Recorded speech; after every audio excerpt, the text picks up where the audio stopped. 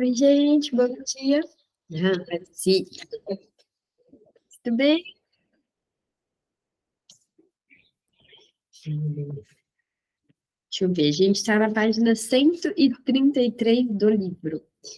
Vejam aí se vocês se acham, certo? Para quem está no PDF, eu não sei qual que é a página. Ai, Mi, sempre fico feliz quando vocês estão aqui. Que bom que deu certo.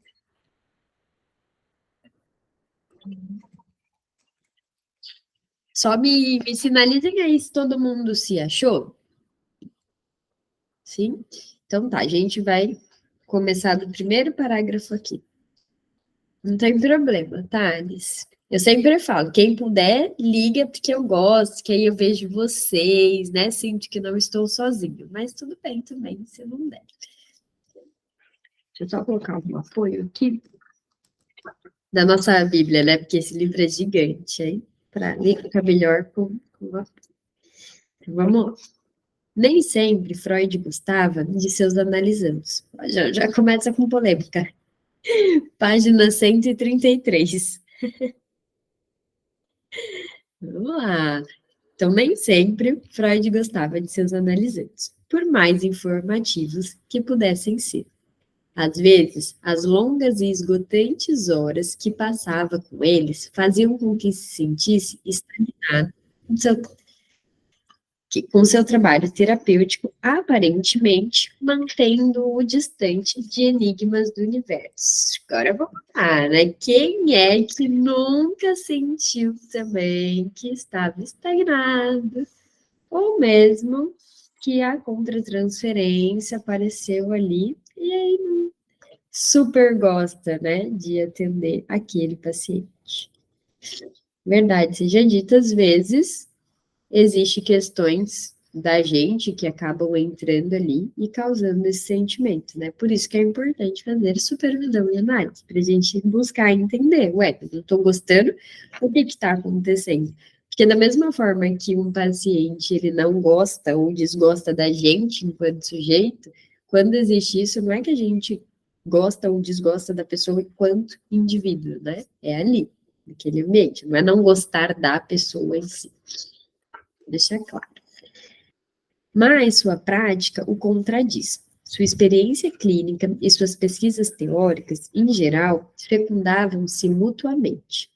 Freud gostava de descrever sua carreira médica como um longo desvio que se iniciara com uma paixão de adolescente pelos profundos quebra-cabeças filosóficos e terminara com a volta de um velho a especulações fundamentais após um longo e relutante exílio entre médicos.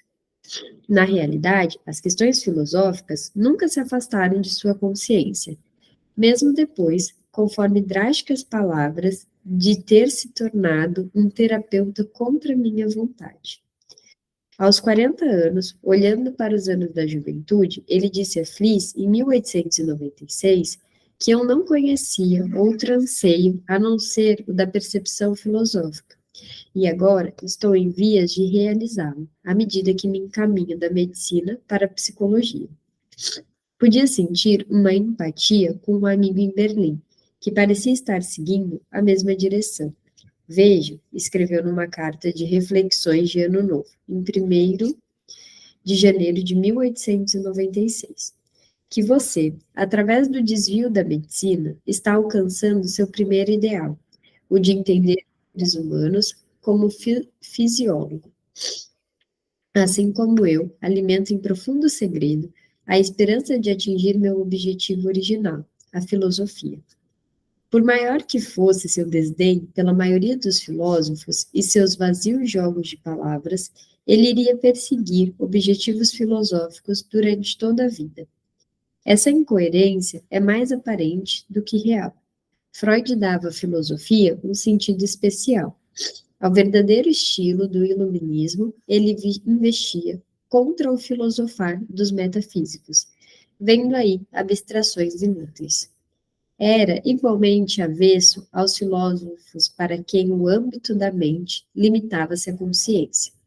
A filosofia dele era um empirismo científico, encarnado numa teoria científica da mente.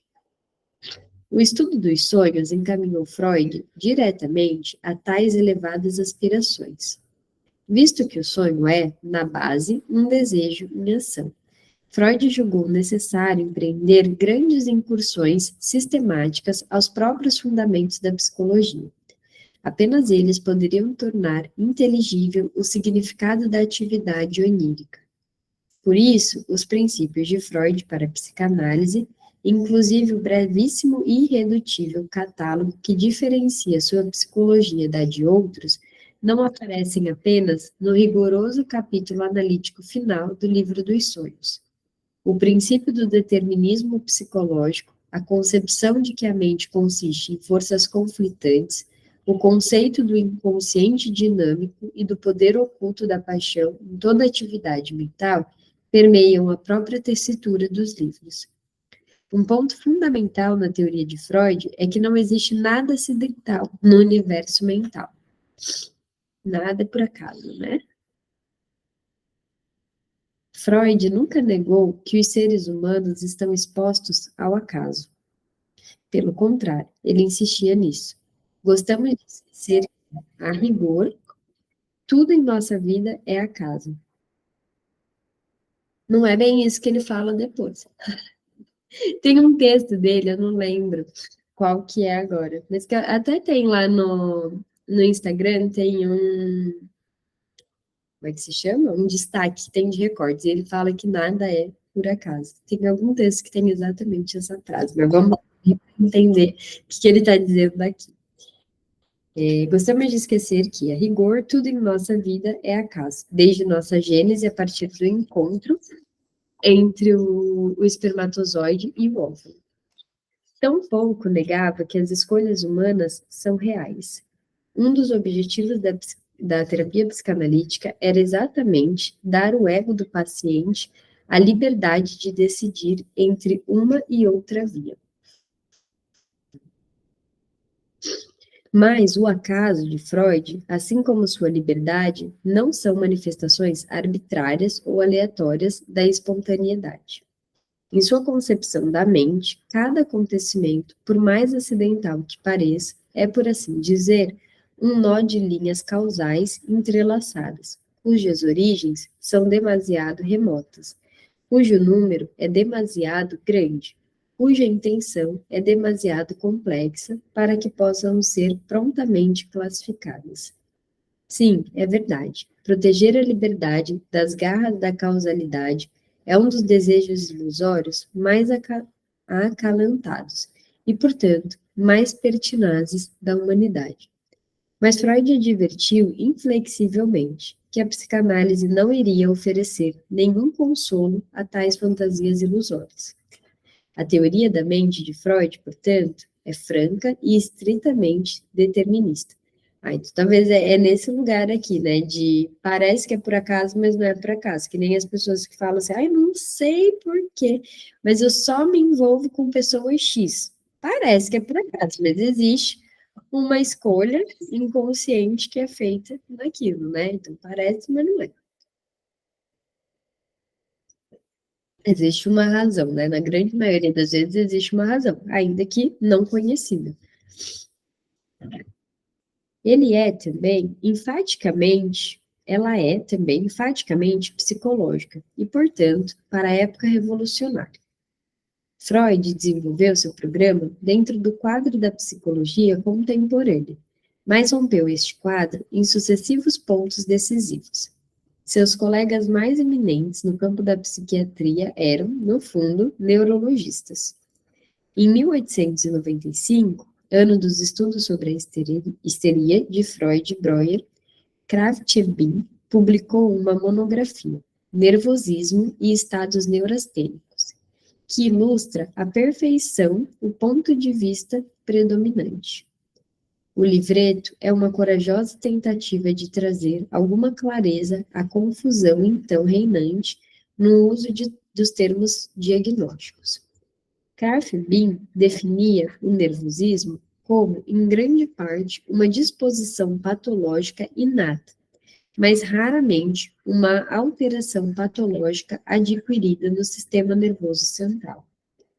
A hereditariedade é a principal fonte de problemas. A imensa maioria dos indivíduos afligidos por uma disposição nervosa são nervosas desde seus primeiros anos de devido a influências congênitas.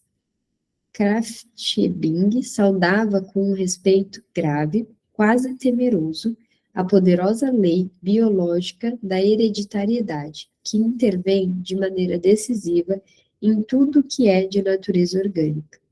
Sua influência na vida mental, julgava ele, é inconteste e predominante.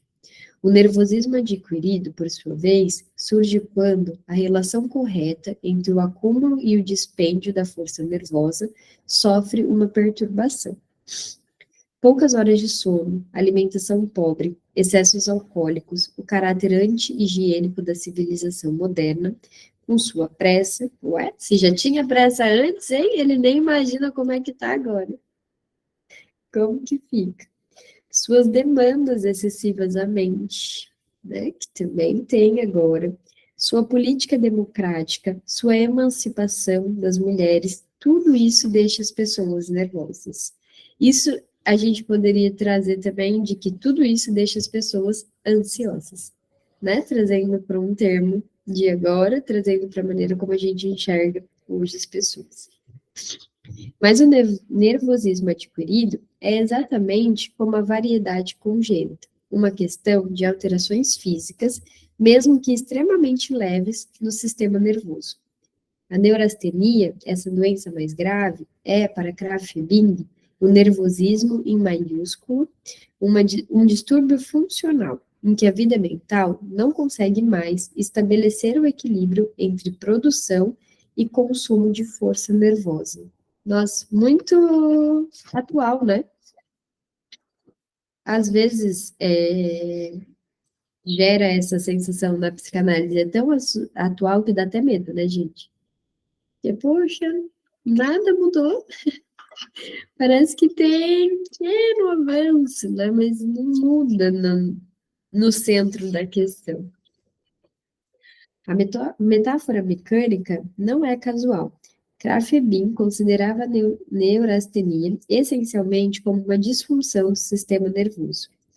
Assim como no caso do nervosismo, o médico deve buscar a principal etiologia da neurastenia, da hereditariedade. A característica adquirida pode ser reconduzida a causas fisiológicas, a um conjunto infeliz de traumas ou a um ambiente destrutivo. Também é o que a gente vê nos dias atuais. Uma enfermidade infantil devido a uma constituição neuropática, a masturbação ou, uma vez mais, as tensões excessivas impostas ao sistema pela vida moderna. Mesmo quando o instigador da neurastenia revela-se um episódio psicológico, como a preocupação ou esgotamento mental, o elemento perturbador último é de natureza neurológica. Kraft-Ebing estava disposto a levar em consideração fatores sociológicos, mas sua causa de predisposições também remonta a uma constituição nervosa. Os tratamentos recomendados por Kraft-Ebing privilegiavam naturalmente dietas, medicação, fisioterapia, eletroterapia e massagens. Como grande especialista no campo das aberrações sexuais, não ignorou o que chamava de neurastenia sexualis, mas lançava-lhe apenas um olhar de relance, como pequena parte do quadro clínico, sem considerá-la como causa.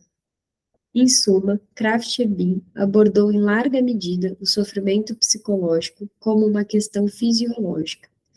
Em 1895, não se movera da posição que havia apresentado 16 anos antes, em seu manual de psiquiatria. A insanidade é uma doença cerebral. Ele estava falando em nome de sua profissão. Ao longo do século XIX, a ciência da psicologia havia feito progressos impressionantes com avanços assombrosos. Mas a sua posição era paradoxal. Havia se emancipado da filosofia, como outrora da teologia, apenas para aceitar o abraço imperioso de um novo mestre, a fisiologia. Evidentemente, a ideia de que mente e corpo estão unidos pelos mais íntimos laços tinha atrás de si uma antiga e respeitável tradição. O corpo e a mente do homem, declara Laurence Sterne em meados do século XVIII. Digo com o máximo respeito por ambos, são exatamente como um gibão e o forro do gibão. Amarrote um e estará amarrotando o outro. Os estudiosos novecentistas da mente endossam essa preposição e foram além. Especificaram confiantes qual é o gibão, qual é o forro. A mente, afirmavam eles, depende do corpo, do sistema nervoso, do cérebro. Em 1876, o importante neurologista americano William Hannon, especialista, entre outras coisas, em impotência masculina e feminina, expressou o consenso esmagador dos especialistas. A moderna ciência da psicologia, escreveu ele, não é nada mais, nada menos que a ciência da mente considerada como uma função física. O grito enfático é de Ramon.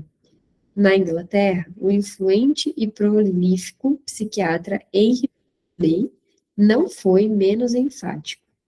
Em 1874, ao falar de insanidade, ele escreveu: não é nossa tarefa, não está em nosso poder explicar psicologicamente a origem e a natureza de qualquer dos instintos depravados que manifestam os insanos. A explicação, quando vier, não virá do lado mental, mas do lado físico. Os psicólogos e psiquiatras do continente não tinham nenhuma divergência com seus colegas ingleses e americanos a respeito dessa questão. No começo do século XIX, o ilustre psiquiatra francês Jean-Etienne Esquirol havia definido a loucura, a alienação mental, como uma afecção cerebral comumente crônica. E essa definição manteve sua supremacia até o final do século e mesmo adiante por toda a Europa e os Estados Unidos. Em 1910, Freud disse ao Homem dos Lobos, um de seus pacientes mais famosos: temos os meios de curá-lo do que o senhor sofre. Até agora, o senhor esteve procurando as causas da sua doença no urinol. Anos depois, num retrospecto, o Homem dos Lobos anuía, talvez com ênfase ligeiramente excessiva. Naqueles dias, as pessoas tentavam chegar aos estados psíquicos através dos físicos. O psicológico era completamente ignorado. Aí aqui tem uma nota de rodapé. Em 6 de março de 1917, o eminente psiquiatra americano William Alanson White, um dos primeiros a ter opinião positiva a respeito de Freud, escreveu a W.A. Robinson: se você está familiarizado com a história do tratamento do chamado insano neste país, certamente está a par do notável fato de que é apenas nesses últimos anos que as doenças mentais têm sido tratadas como doenças mentais. Na maioria das vezes, têm sido tratadas como indicação de distúrbios físicos. Vimos abordando o tema de um ponto de vista mental há muito tempo e, recentemente, tratamos-lo a partir de uma postura psicoterapêutica.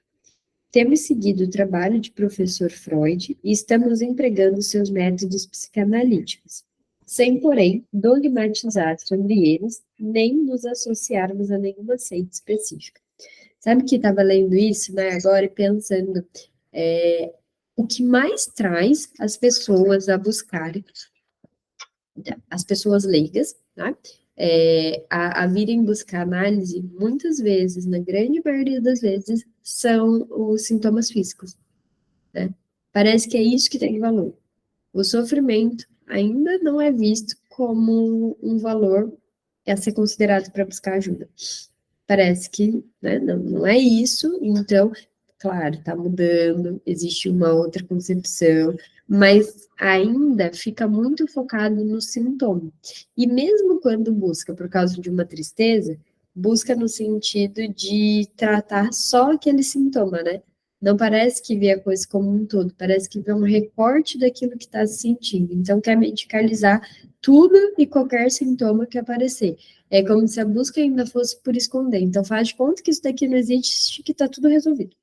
Como se não tivesse um sofrimento por trás, algo desconhecido. Ainda que se fale mais sobre inconsciente, ainda que se fale mais sobre angústia, ainda que a psicologia, né, de forma geral, eu digo não só a psicanálise, mas a psicologia mesmo, fale sobre o sofrimento, ainda assim é visto como uma coisa que não merece tratamento. O que merece tratamento é qualquer coisa que afete o físico.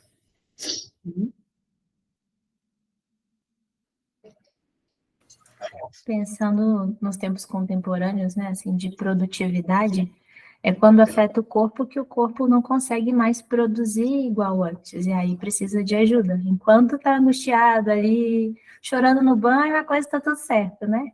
Mas aí começou a gastrite a atacar muito, ou o sono a ficar muito ruim, aí sim eu preciso olhar para isso. Parece que é Sabe o que extremo.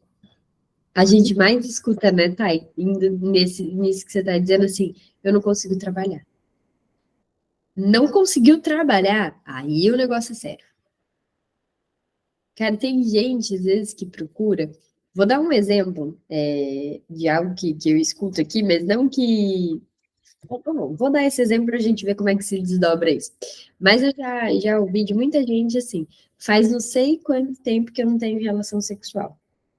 Faz não sei quanto tempo que eu não consigo cumprir uma meta que eu coloco para mim. Ah, eu não consigo estudar, eu não consigo malhar, eu não consigo ter uma alimentação saudável. Ah, não é um problema. Deixa isso para lá, né? Não consigo fazer, não faço e a vida que segue. Por quê? Porque é para si.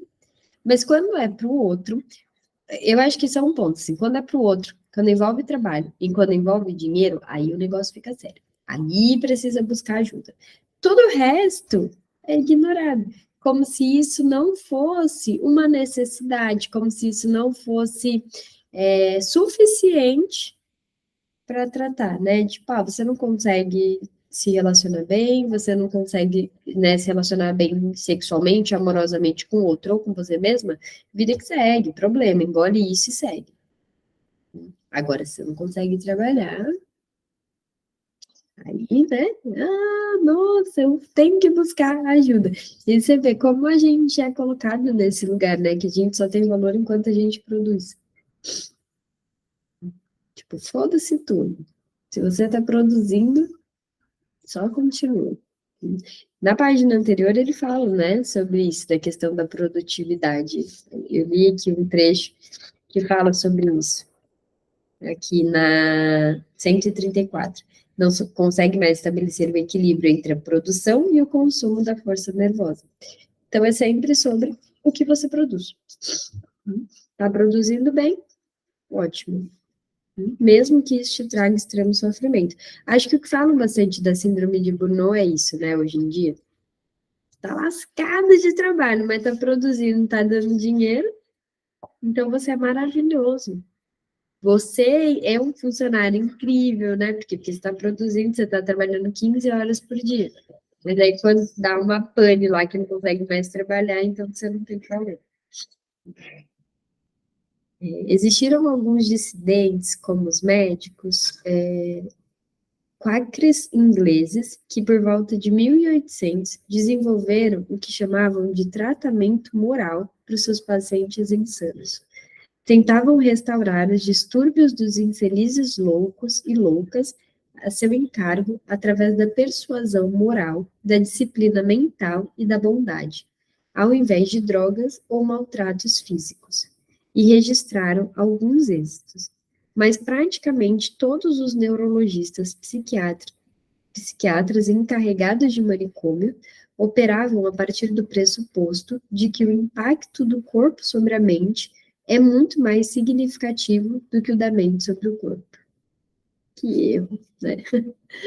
Falando sobre essa questão de moral, gente, olha como as coisas ainda são parecidas. Uma vez eu escutei de uma colega de profissão, só ouvi assim, né? Ela estava descrevendo uma situação que aconteceu, lembrando sempre que eu não estou julgando o profissional, porque eu não sei como é que funcionava, né, lá, mas eu ouvi da própria profissional isso, então vou contar um recorte de que ela atendia criança e que existia uma menininha que era muito mal criada, né, vai entender lá o que seria esse mal criada, e que na terapia, né, de abordagem, segundo ela, né, hoje nem se usa mais esse termo abordagem, segundo ela, da abordagem psicanalítica, o que ela fazia dentro do consultório era colocar musiquinhas e vídeos no YouTube ensinando a menina a ser bem educada. Aí você vê, parece que é um tratamento moral, né, porque assim, sei lá, tipo, qual que é o benefício disso? Eu vou embutir na cabeça da menininha que ela tem que ser uma mocinha bem educadinha, boazinha, mas qual que é o valor disso? Parece que vamos enfiar na cabeça da pessoa que ela tem que ser. Não tem, assim, uma investigação, sabe? Uma busca. Mas o que é esse ser? Né? O que está acontecendo? Por que isso está acontecendo? Parece que não tem essa, não sei que curiosidade, não, acho que curiosidade talvez pareça que eu estou dizendo curiosidade no sentido de, ai, deixa eu perguntar aqui, de uma coisa banal. Mas acho que a curiosidade também leva a gente a fazer o trabalho psicanalítico no sentido de ir a fundo. É isso que eu quero dizer, sabe, com curiosidade. Tipo, vamos a fundo, vamos atrás do que está aparecendo. Ah, está aparecendo que é uma criança mal educada, mas que mais que tem ali? Né? O que você consegue investigar a partir disso? O que você consegue olhar? Porque aqui está olhando muito raso, né? Precisa ir a fundo.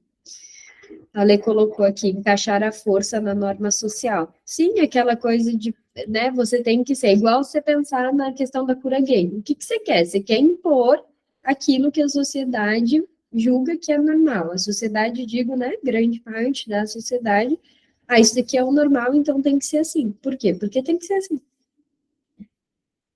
Sem razão, né? Tem que ser porque sempre foi, que não foi. A gente estuda, inclusive, lá no Conectados, a gente está estudando sexualidade, né? Fica a indicação do livro da Autêntica, sabe? Amor, sexualidade e feminilidade. É muito bom para quem quer estudar a sexualidade. Muito, muito bacana. Leiam todos os textos ali que vale a pena, mas é isso sempre foi assim, né? É o da Autêntica, a edição da Autêntica, que eu estou sem o meu aqui. Se alguém tiver, mostra aí. Da Autêntica, que ele se chama Amor, Feminilidade e Sexualidade, ou é Amor, Sexualidade e Feminilidade. Algo assim. Eu amo esse livro também. Olha lá, a Ana está mostrando. Obrigada, Ana. Ele é ótimo. E aí, o Freud, ele explica a sexualidade, vários textos que tem ali, e ele faz uma busca na história também para falar de sexualidade. Aí ele aponta vários tempos, né, da história e ele traz, olha, desde sempre existiram relações que não eram relações heterossexuais, né? Isso sempre existiu. É normal, sempre existiu. Né? Então ele faz esse levantamento. Quando dizem, hoje chamam, né, de heteronormatividade, tentam encaixar as pessoas em caixinhas, por quê? Porque sim, porque a maioria quer e pronto, tem que ser assim. E não tem que ser, né? Tem, eu acho que isso é muito rico da psicanálise, para a gente poder ir contra essa história de tem que ser, não tem que ser nada, tem que ser o que você quiser ser, o que você é, não tem que ser o que acham que tem que ser.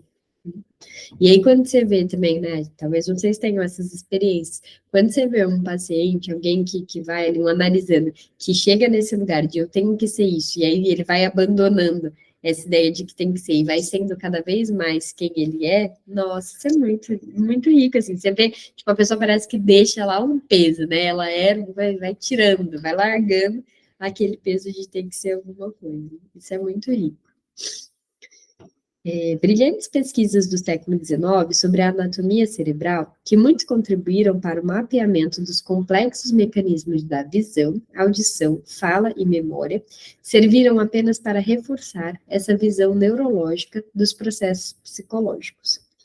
Mesmo os frenólogos, por mais curiosos e essencialmente absurdas que fossem suas ideias, colaboraram para fortalecer o predomínio dessa concepção entre a opinião culta. Embora os especialistas em anatomia cerebral da segunda metade do século XIX tivessem liquidado com a doutrina frenológica de que cada paixão e cada aptidão mental tem uma localização altamente específica, não rejeitaram inteiramente a ideia fundamental dos frenólogos de que as funções mentais se originam em regiões determinadas do cérebro. O grande Hermann Reinholz e colegas cientistas, como seu amigo Emile Du Bois-Reymond, fortaleceram ainda mais a autoridade da concepção materialista da mente, através de seu delicado trabalho experimental sobre a velocidade e os percursos dos impulsos nervosos. A mente se mostrava cada vez mais como uma pequena máquina alimentada por forças elétricas e químicas, capazes de ser descobertas, esquematizadas e medidas.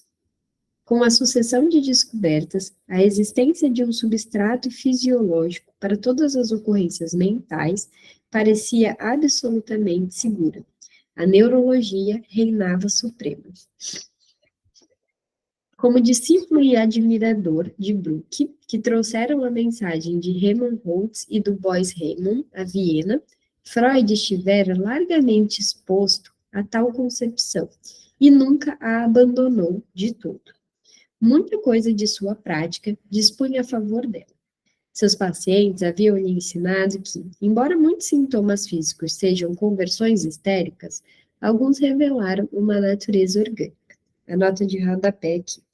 A desastrosa teoria da sedução, dos meados dos anos 1890, especificava explicitamente um trauma físico como causa de todas as neuroses. E mesmo depois que se sentiu obrigado a abandonar essa teoria, Freud nunca renunciou à ideia de que, com frequência, os acontecimentos mentais têm alguma base somática. Uma razão importante da grande atração de Freud pela tese de que as neuroses se originam de um mau funcionamento sexual era de que, afinal, a sexualidade não é uma questão puramente mental. Ela também tem um lado somático. Por isso, Freud, como disse a Fliess em 1898, não estava minimamente disposto a deixar o psicológico solto no ar, sem a base orgânica. A subversão por Freud da ortodoxia reinante foi resultado de uma lenta transformação de suas ideias, de forma alguma planejada claramente. Vamos focar aqui, numa lenta transformação, tá?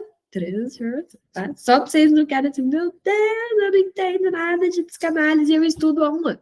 Não vai entender mesmo, né? Uma lenta transformação.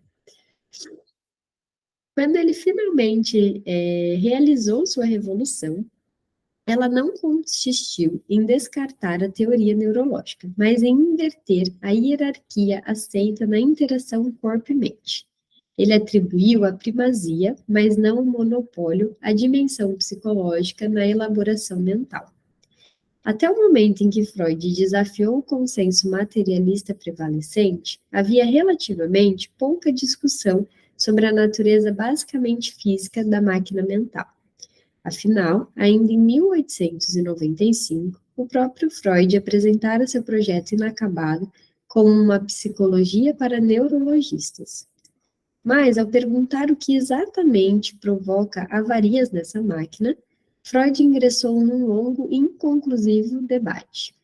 Embora concordasse, de modo geral, que as doenças mentais são, em sua quase totalidade, manifestações de uma lesão no cérebro, os psiquiatras se dividiam quanto às etiologias possíveis de tal lesão.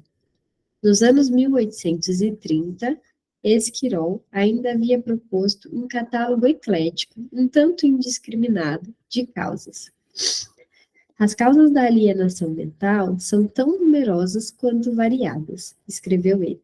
Não só o clima, as estações, a idade, o sexo, o temperamento, a profissão e o modo de vida influenciam a frequência, caráter, duração, crises e tratamentos da insanidade, como também essa doença ainda é modificada pelas leis, civilizações, costumes e condições políticas das nações, Nossa, isso é muito rico também, né, gente? Muito importante de pensar sobre. Aí eu digo sobre o sofrimento mental. Porque tudo isso daqui que está descrito, né, tipo, a política, as condições, né, que a pessoa vive, o clima mesmo, tudo isso impacta de fato para os sofrimentos. Tem uma pesquisa que existe, e talvez vocês também atendam, alguém aqui atende pessoas que moram em outro país? Sim? Então, eu atendo uma galera que mora na Europa. E aí, o dia lá, no inverno, fica claro muito mais tarde, e escurece muito mais cedo. Então, eles têm um dia muito curto, né? Embora a quantidade de horas seja a mesma, o dia em si é muito curto. E aí tem várias pesquisas que falam sobre uma. Eles chamam de depressão, né? Como se fosse ali uma depressão diante desse clima. Enquanto no verão, 10 horas da noite ainda é dia, no inverno, 4 horas da tarde, tá tudo escuro. Tudo escuro. Então, isso causa um sofrimento. Eles tendem a ficar mais dentro de casa, né? Eles passam a sofrer de alguma maneira por conta disso. Aí você vê, olha, a condição climática também influencia para o estado da pessoa. Tudo isso daqui continua valendo.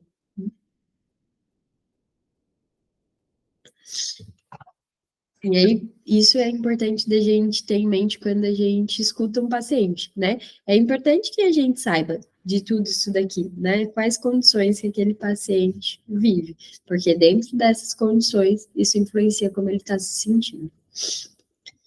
Então, na metade do século XX, porém, o candidato favorito, a hereditariedade, havia eclipsado os outros, embora sem eliminá-los. Ela conservou o primeiro lugar por décadas.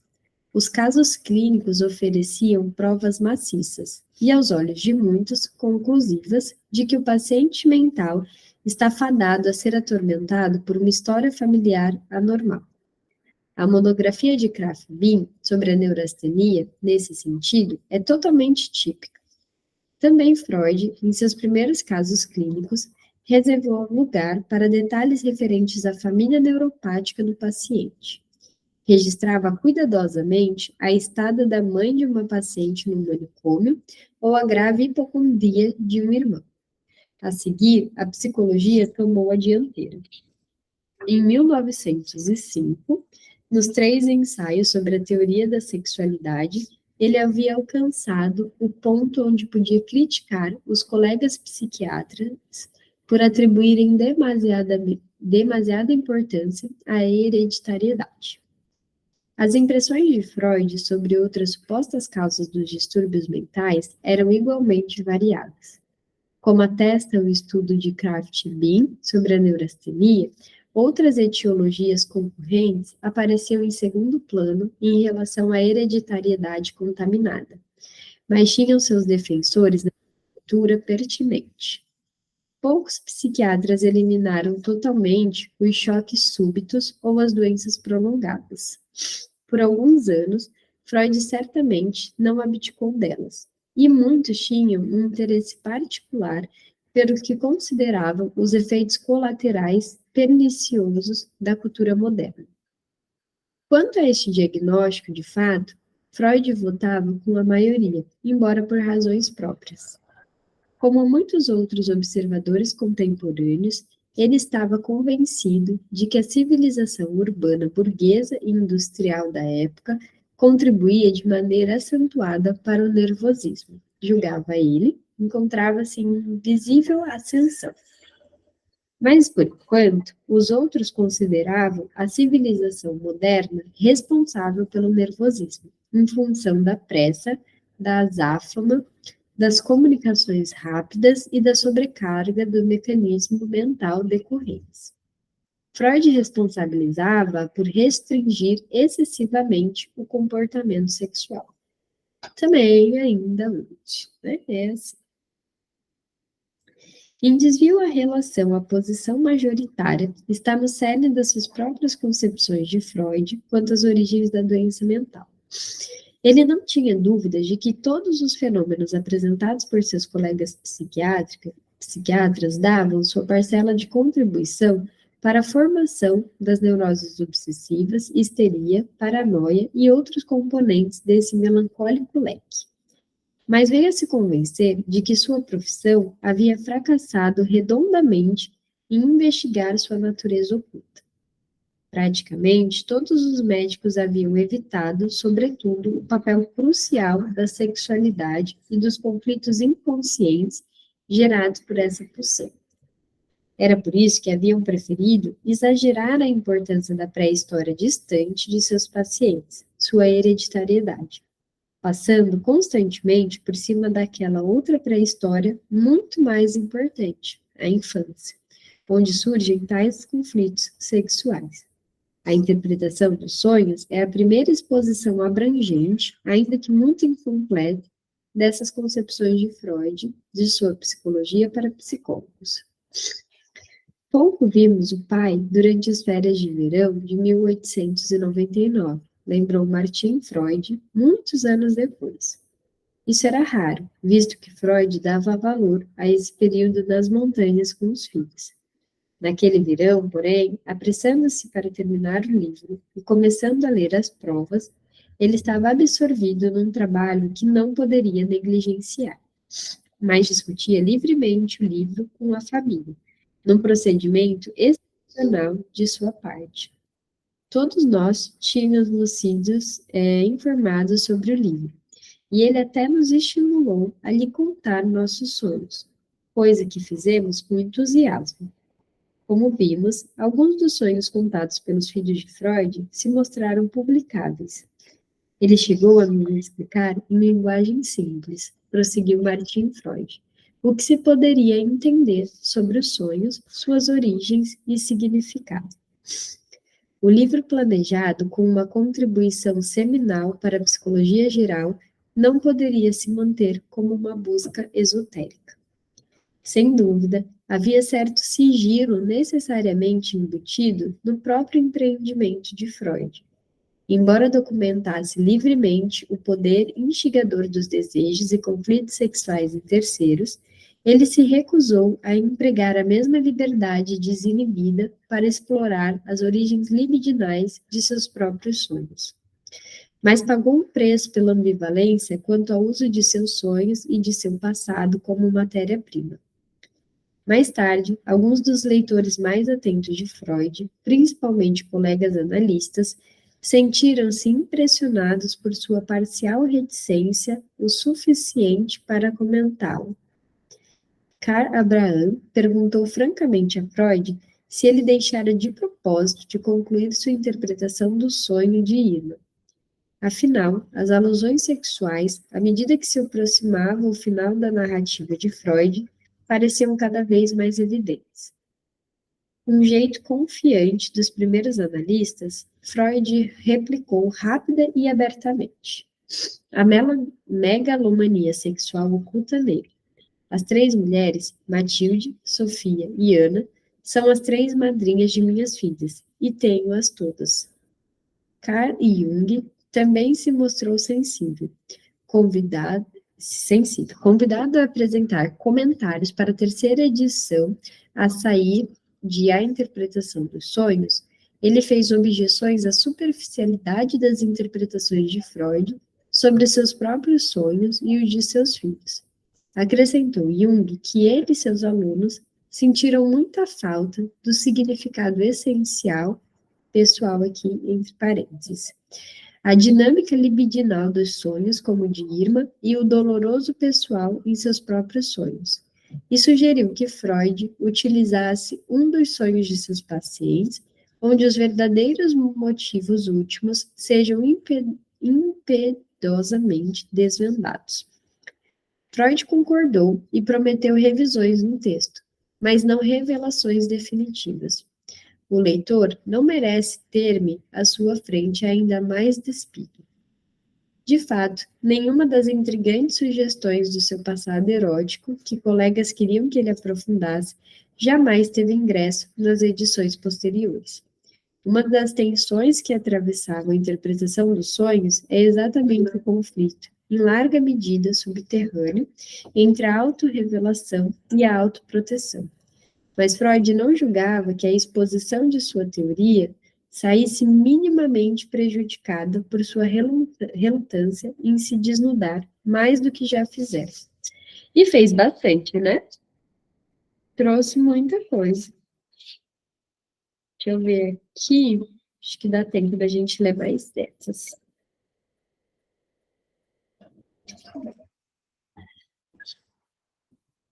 Dado o papel central do determinismo no pensamento de Freud, é plenamente congruente que, enquanto estudava sonhos, também viesse reunindo materiais sobre o que chamou de psicopatologia da vida cotidiana. Os resultados não o surpreenderam. A patologia normal e corriqueira ofereceu-lhe uma quantidade literalmente incontáveis de exemplos de acidentes que a análise demonstrou não serem absolutamente acidentes. Errar um nome familiar, esquecer um poema favorito, perder um objeto, deixar de enviar à esposa o costumeiro buquê de flores pelo seu aniversário. São mensagens que praticamente imploram para serem decodificadas.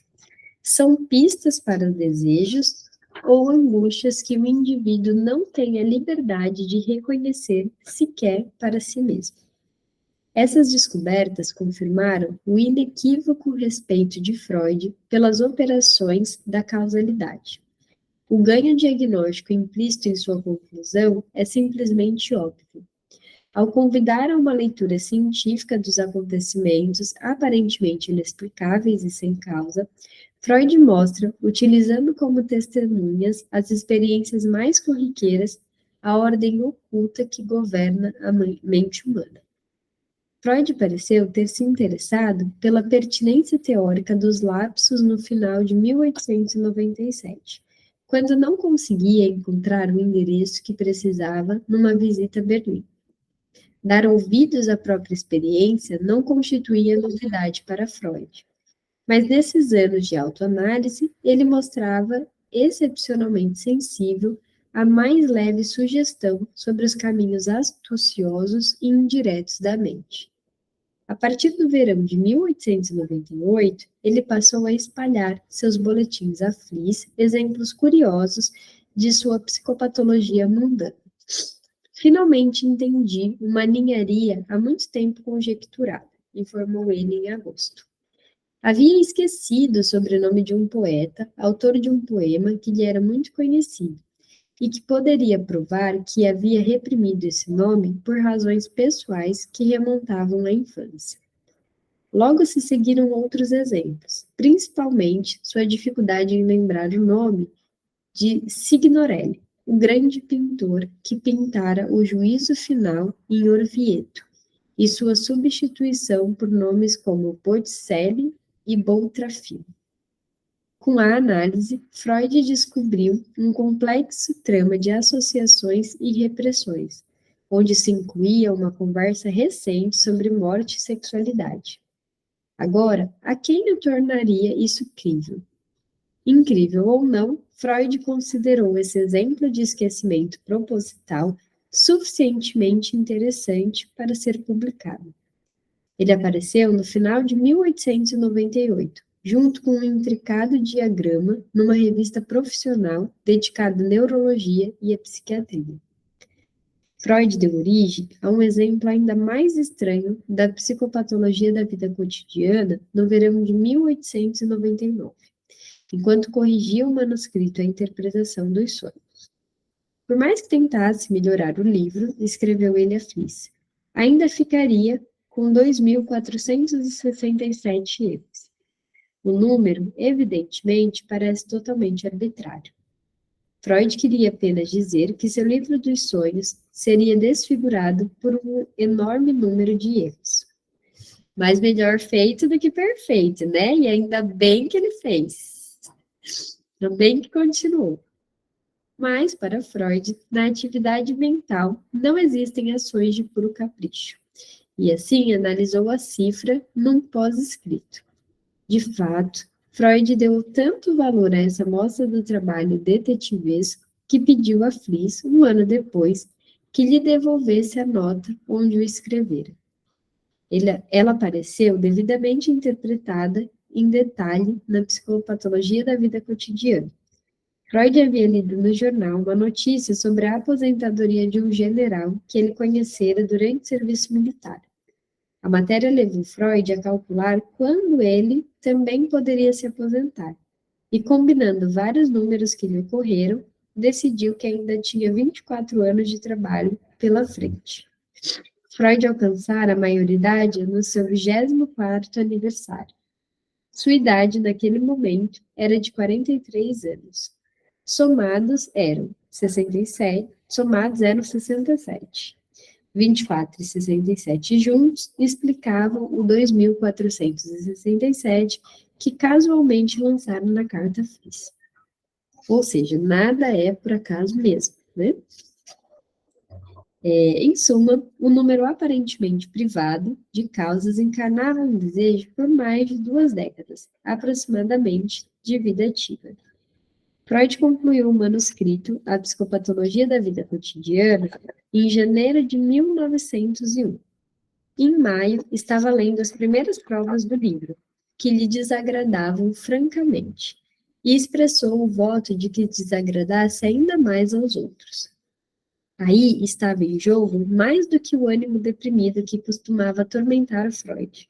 Quando aproximava-se da publicação de algum de seus textos, quando se aproximava da publicação de algum de seus textos, o coitado também sofria da angústia de postar, né? É que ali era diferente. Porque ele sentia, mas hoje a gente conhece o postar, né? E ele escrever livros. O livro estava profundamente vinculado ao seu relacionamento declinante com Fliess. A vida cotidiana, disse a Fliess, está repleta de referências a você, algumas expressas, às quais você forneceu material, outras ocultas, cujo motivo remonta a você.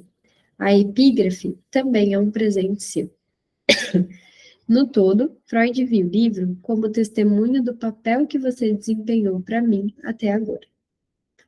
Esse papel fora até maior do que Freud se dispusera a admitir, e numa notável mostra de franqueza, agora expressava publicamente sua injustiça para com Fliess, como mais uma demonstração da psicopatologia da vida cotidiana. Num de seus encontros, Freud havia informado a Fliess, evidentemente com ar de descoberta, que só se poderiam entender as neuroses tendo como base o pressuposto de que o animal homem é dotado de uma constituição bissexual. Mas aí o Fliess que causou, né, gente? Tem carta sobre isso, e a carta tá num dos livros da Autêntica, que eu acho que é esse Amor, Sexualidade e Feminilidade. O Fliess acusou o Freud de ter passado informações de algo que, né, da teoria dele para outras pessoas.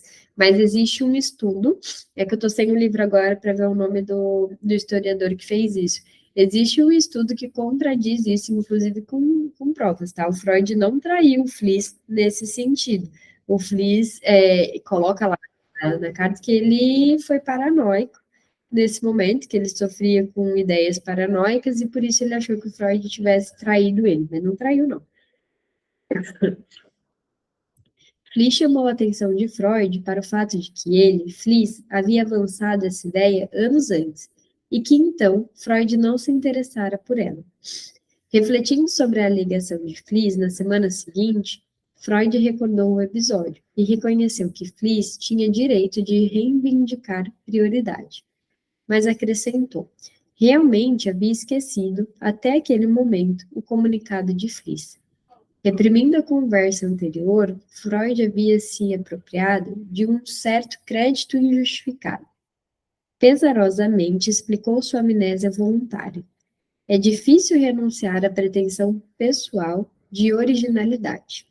Nota de rodapé. Posteriormente, Freud deu a esse tipo de esquecimento útil o nome técnico de criptomnésia. Em A Psicopatologia da Vida Cotidiana, Freud incluiu esse incidente num capítulo sobre o esquecimento de impressões e intenções. Essa localização ocultava ao leitor o ferrão emocional. Mas, para os dois amigos que logo deixariam de o ser, O episódio foi extremamente desagradável e doloroso. O mundo, evidentemente, não tinha como saber disso, e o desejo quase perverso de Freud de que ninguém gostasse de sua vida cotidiana não se concretizou. O livro não estava destinado a se manter propriedade privada de poucos especialistas. Ele está quase totalmente isento de linguagem técnica. Freud literalmente abarrotou de anedotas, compilando, a partir de sua experiência própria e da de terceiros, uma divertida antologia de erros motivados, reservando suas ideias teóricas sobre o determinismo, acaso e a superstição para um capítulo final. Uma das histórias mais felizes que encontrara em seu jornal favorito, o Neue Freie Presse, refere-se ao presidente da Câmara dos Deputados do Parlamento Austríaco. Antevendo uma sessão tumultuada, ele a abriu solenemente com a declaração de que a sessão estava por hora encerrada. Era inequívoco o desejo secreto por trás de um deslize tão gritante. Mas Freud sustentava ao longo de todo o livro que erros muito menos visíveis no pensamento, na linguagem ou no comportamento apontavam todos para a mesma conclusão. A mente é regida por leis. A psicopatologia da vida cotidiana não acrescentava nada à estrutura teórica da psicanálise, e seus críticos lamentaram que alguns dos exemplos eram forçados demais, ou que o próprio conceito freudiano de lapso era vago demais para permitir uma verificação científica. Mesmo assim, o livro figura como a obra mais lida de Freud. Em vida, houve nada menos que 11 edições e traduções para 12 línguas. Nota de rodapé. À luz do determinismo de Freud, os psicanalistas apontaram como razão a impropriedade do nome da associação livre para sua técnica. Afinal, as sequências de ideias e lembranças produzidas pelo analisando no divã têm interesse exatamente por estarem invisíveis, mas indissoluvelmente unidas. Aqui, acho que talvez ele tenha conseguido saber alguma importância que ele buscava, né? Ele queria tanto, de alguma forma, ser reconhecido, que talvez nesse momento ele tenha sentido que foi, de fato, né? Acho que ele deve ter morrido, a gente vai terminar o livro e saber um pouco mais disso, mas ele deve ter morrido sem saber o quão importante ele seria, né? Talvez não tenha, eu não sei, eu nunca li sobre isso, mas talvez ele não tenha dimensão do quão importante ele foi, é, e acho que vai continuar sendo durante muito tempo, mas era um desejo dele, né? Isso fica claro à medida que a gente vai estudando a vida dele. Ó, a gente vai parar aqui na página 142. Vocês anotam aí? E aí, no dia, deixa eu ver aqui que eu vou abrir o calendário. No dia 2 é feriado. A gente não vai ter o quintas. E eu vou ter um compromisso no dia 9, e aí eu também não vou conseguir. Então, a gente volta no dia 16. Vamos ficar aí 2 semanas sem quintas e eu vou sentir saudade, porque eu amo ler. Amo ler esse livro, acho uma delícia. Mas aí, então, a gente se encontra no dia 16, combinado? Eu mando mensagem lá no grupo e aí aviso vocês, tá? Ó, se tem roda de conversa, é isso mesmo. Tem inibição, sintoma e angústia no dia 10. Quem quiser, tem lá o link no Instagram para fazer a inscrição, tá bom? Um beijo, fiquem bem, até a próxima. Obrigada pela presença de vocês.